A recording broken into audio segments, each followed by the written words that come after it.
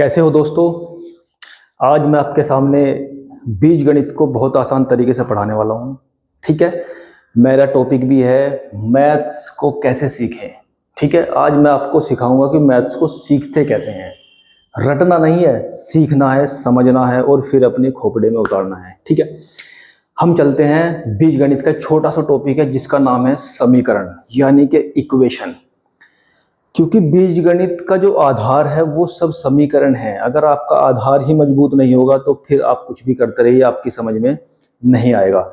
तो आज मैं आपको समीकरण को बहुत ही आसान तरीके से सॉल्व करना सिखाऊंगा।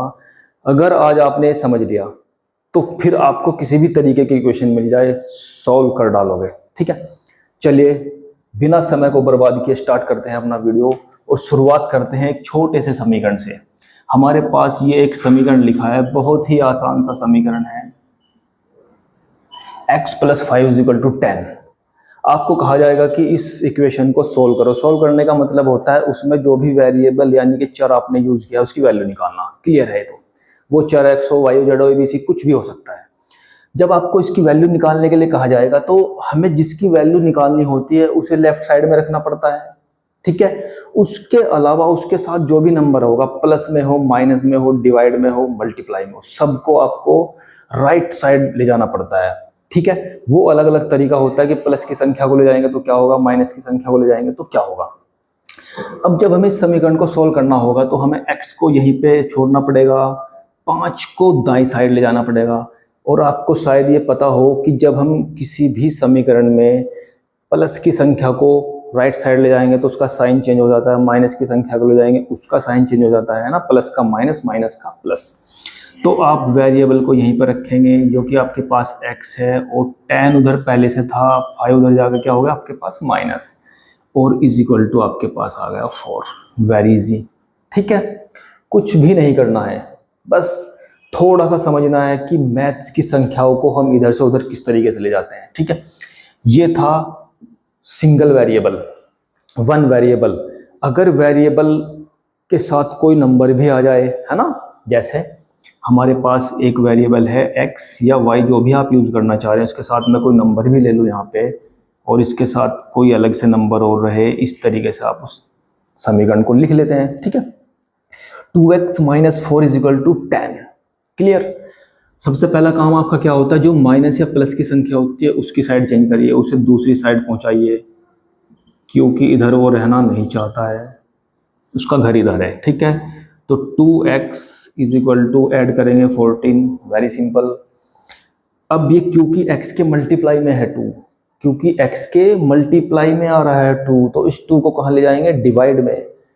प्लस और माइनस दोनों भाई भाई हैं, मल्टीप्लाई और डिवाइड दोनों भाई भाई हैं। ठीक है, तो क्योंकि ये मल्टीप्लाई में है तो डिवाइड में जाएगा। x = होता है 14/2, क्योंकि ये 2 मल्टीप्लाई में तो डिवाइड में जाएगा। अगर ये इधर डिवाइड में होता तो उधर ले जाते वक्त ये मल्टीप्लाई में चला जाता। ठीक है, मैंने बताया क्यों जाएगा। 2 से डिवाइड करेंगे, 2 × 7 = 14, यानी कि x की वैल्यू आ गई आपके पास 7। क्लियर? ठीक है, तो इस तरीके से ये सिंपल सी मैंने समीकरण ली है और समीकरण को सॉल्व करके यानी कि हल करके हमने वेरिएबल की वैल्यू निकाल ली है कंप्लीट। अब हम चलते थोड़ा सा आगे। थोड़ा सा आगे का मतलब, अब हमारे पास ऐसा भी तो हो सकता है कि नंबर जो है ये जो हम समीकरण ले रहे हैं डिवाइड में आ जाए, है ना। डिवाइड का भी समझते हैं, कोई समस्या वाली बात नहीं है आपके सामने। आपको बस थोड़ा सा ध्यान से समझना है कि इन समीकरणों को हम कैसे लेंगे। ठीक है, यहाँ पे हम 6 की जगह पे ले लेते हैं 15, थोड़ा सा इजी वे में समझ गए। आपके पास समीकरण सामने लिखिए, x/2 + x/3 = 12। एक बात और ध्यान से समझिए, ये जो मैं आपको बता रहा हूँ ये किसी स्पेशल क्लास का टॉपिक नहीं है, ये हर क्लास में आपको काम आएगा। क्योंकि इक्वेशन यानी कि समीकरण आपको कक्षा 6 से मिल जाती है, बल्कि 5 से मिल जाती हैं। वहाँ से जब आप सीखना शुरू करते हैं तो थोड़ा सा टिपिकल लेवल होता चला जाता है, लेकिन मिलेगी हर जगह आपको। तो इस टॉपिक का मतलब किसी स्पेशल क्लास से नहीं है, ये हर जगह मिलेगा आपको। ठीक है, तो ये सिंपल वाली समीकरण सोल्व करते थे। अब आपके पास आ गई डिवाइड वाली। डिवाइड वाली इक्वेशन को आप कैसे सोल्व करेंगे। आपको पता है कि जब हमें डिवाइड वाले नंबर को ऐड करना होता है तो हमें उनके हर बराबर करने पड़ते हैं। जब तक हर बराबर नहीं होंगे तब तक आप उन्हें ना ऐड कर सकते ना माइनस कर सकते। ठीक है, मल्टीप्लाई और डिवाइड का अलग रूल है, ये है प्लस और माइनस। तो इसके लिए आपको उनके हर बराबर करने पड़ेंगे। इसका भी सिंपल वे बता रहा हूं, अगर आपके पास सिर्फ दो ही पद आ रहे हैं यानी कि दो ही टर्म आ रही हैं, तो उसके लिए आपको एलसीएम लेने की भी जरूरत नहीं है, हर बराबर जरूरत करने की जरूरत नहीं, सीधा मल्टीप्लाई करेंगे, cross multiply. This one butterfly बना देंगे, उड़ेगी बटरफ्लाई, इधर से इधर, इधर से इधर। इसका आसान तरीका, लेकिन ये दो टर्म के लिए अप्लाई होता है। अगर दो से ज्यादा टर्म हो जाएंगे फिर आप इसे अप्लाई नहीं कर पाएंगे, सिर्फ दो के लिए कर सकते हैं आप इसे। ठीक है, तो समझिए, इसे समझने के लिए आप क्या करते हैं, जो भी आपके नीचे नंबर है इन दोनों की मल्टीप्लाई आ जाएगी नीचे। ठीक है, इन दोनों की मल्टीप्लाई आ जाएगी नीचे, फिर इसके बाद आप इनकी क्रॉस मल्टीप्लाई करेंगे। 3 की मल्टीप्लाई एक्स में होगी, 3x हो जाएगा, बीच में जो भी साइन है प्लस है तो प्लस, माइनस है तो माइनस। 2 की मल्टीप्लाई एक्स में कर देंगे 2x, और इज इक्वल टू में जो भी आपके पास नंबर था वो लिख लेंगे, बहुत ईजी वे से। ठीक है, दोनों को ऐड किया, कितना आ गया आपके पास 5x upon 6 is equal to 15।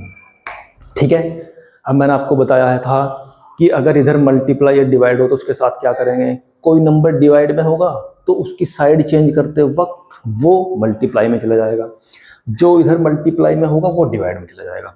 तो यहाँ से हमें वैल्यू किसकी निकालनी है, x की, इज इक्वल टू 15 यहाँ पहले से था, 6 डिवाइड में है तो मल्टीप्लाई में, 5 मल्टीप्लाई में है तो डिवाइड में, बताया था ना अभी, डिवाइड वाली चीज मल्टीप्लाई में, मल्टीप्लाई वाली चीज डिवाइड में। इसके बाद आप इसे थोड़ा सोल्व कर लेंगे, 5 3 जा 15 और 3 की मल्टीप्लाई 6 में करेंगे तो आपका आ जाएगा 18।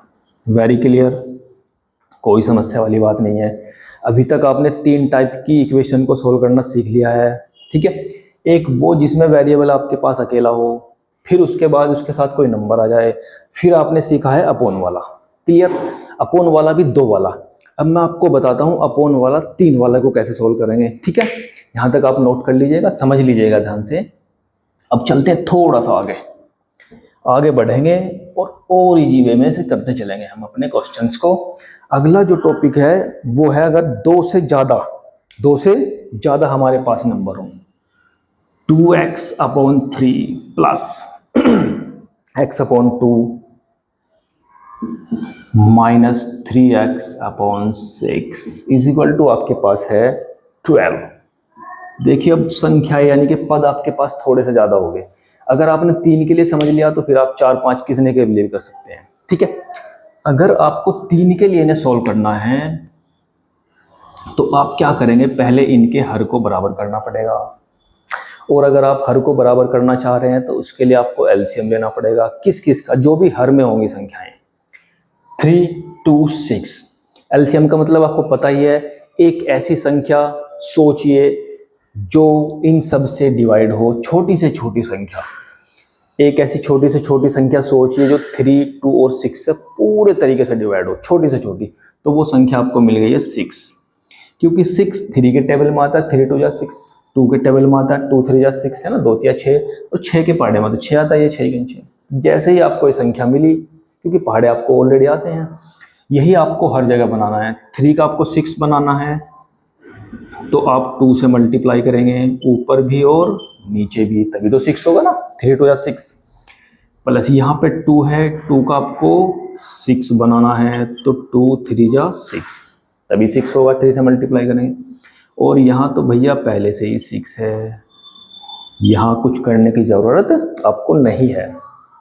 ये आपका हो गया 4x, क्लियर है ना, अपॉन 6। ये आपका हो गया 3x अपॉन 6, ये हो गया आपका 3 अपॉन 6 इज इक्वल टू, अरे यहाँ पे नंबर कैसे रहेगा भाई, ये भी लिखेंगे आप, ये तो साथ के साथ चलेगा, क्योंकि जब तक आप इसे एक नहीं करेंगे वो तो साथ के साथ चलता ही रहेगा, वो तो फाइनली आता है। ठीक है, जैसे ही आपने हर बराबर कर लिए आपका काम बन चुका।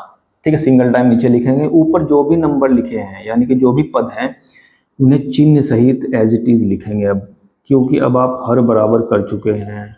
ठीक है, जैसे आप ऐसा करेंगे, ऊपर से जो भी प्लस के नंबर हैं उन्हें ऐड करेंगे, फिर उसमें से माइनस वाला सब्सट्रैक्ट कर लेंगे।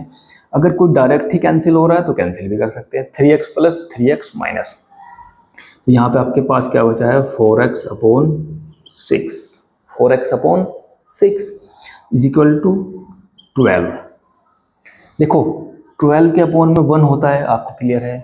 यहाँ पे ऊपर 4 है तो उधर भी ले जाने की जरूरत नहीं है, 4 3 जा आपका हो जाएगा 12। क्योंकि ये 6 अपॉन में है, ये मल्टीप्लाई में जाएगा, तो x इज इक्वल टू होगा आपके पास 3 इंटू 6 यानी कि 18। ठीक है, मुझे लगता है कि अब आपको समझ में आ गया होगा कि समीकरणों को कैसे सॉल्व करते हैं। इस तरीके से जो अपोन वाली, देखो अपोन वाली थोड़ी सी टिपिकल होती है, जो बिना अपोन के नंबर होते हैं उसमें तो आप आराम से कर लेंगे। इसमें आपको बहुत ध्यान से इनका एलसीएम लेना है। एलसीएम लेने के बाद उनके जो हर हैं उन्हें बराबर करने के लिए जिस संख्या से मल्टीप्लाई की जरूरत है उसे कीजिए। जैसे ही आपके हर बराबर हुए उसे अपोन में रखिए और बस उसके बाद तो आप स्टेप बाय स्टेप क्वेश्चन को बहुत इजीली कर लेंगे। इस तरीके से आप किसी भी अलजेब्रिक इक्वेशन यानी कि बीजगणितीय समीकरण को बहुत आसानी से सॉल्व कर सकते हैं। इसी के साथ ये वीडियो समाप्त हुआ। मैं आशा और उम्मीद करता हूँ कि आपको पसंद आएगा। अगर पसंद आए तो वीडियो को लाइक करिए और मेरे चैनल को सब्सक्राइब कीजिए। धन्यवाद।